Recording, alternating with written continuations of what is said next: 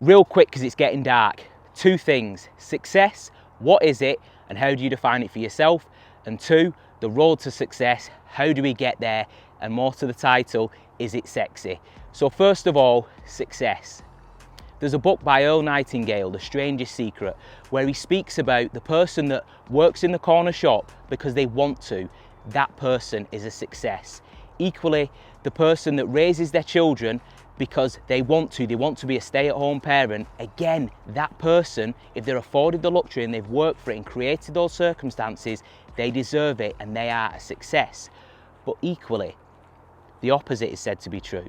That if you are, for example, in the corporate world, man or woman, and you're pulling this 6-figure, 7-figure salary, whatever it may be, but you are completely unhappy and it tears your soul out to be there, that ain't success. Now, I know this may sound obvious, but there's so many people that I speak to on a daily basis that are in circumstances, situations, whether it be relationships, whether it be their occupation, whatever it be, and they are completely unhappy with it, dejected, but guess what? Doing something about it is within their control. Therefore, for me, you could argue that that person is unsuccessful. Like I said, that sounds harsh, but we'll come on to ownership and responsibility in a minute. But that's just the way I see it, guys. So first of all, that's success and defining it for yourself. And second of all, let's pop the illusion on the road to success being some shortcut or a get-rich-quick type of, this immediate gratification, this society and world that we seem to live in, like the Netflix, bang, bang, bang, anything you want to watch, you can just click and collect it straight away.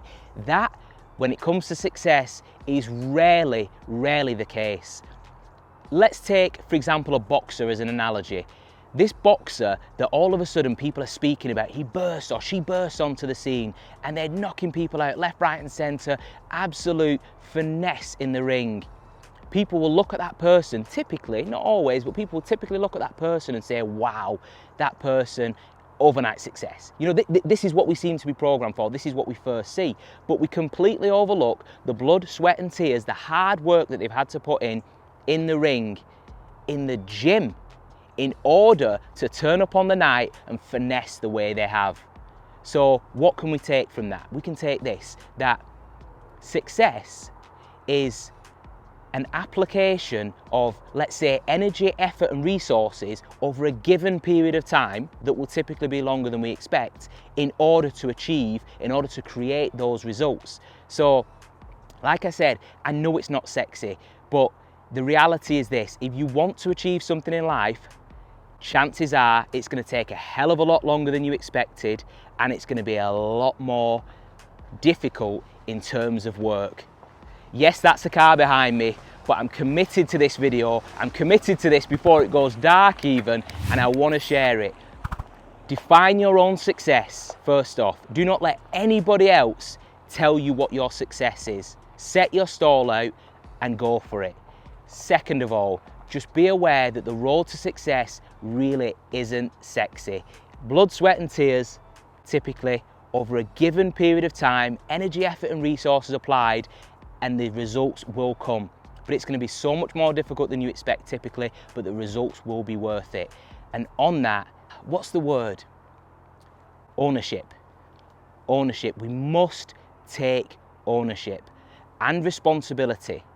If we want something, we have to accept that, for example, again, if we talk about this road to success, that the road will be paved with obstacles, challenges and setbacks. Some people will call them stopping stones. I like to call them stepping stones.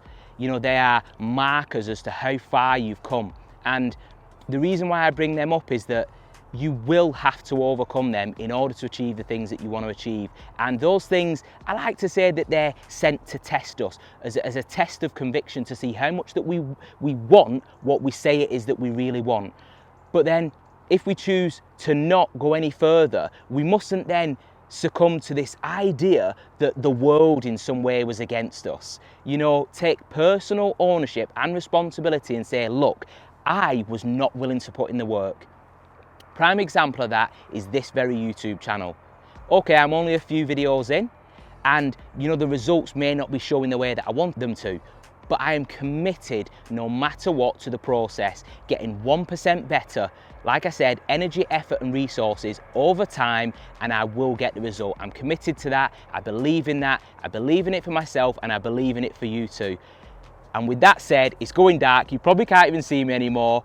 So if you agree or disagree, drop it in the comments. There's a thumbs up, a thumbs down, hit either. I don't really care. Keep living your truth, guys, and I'm gonna see you real soon.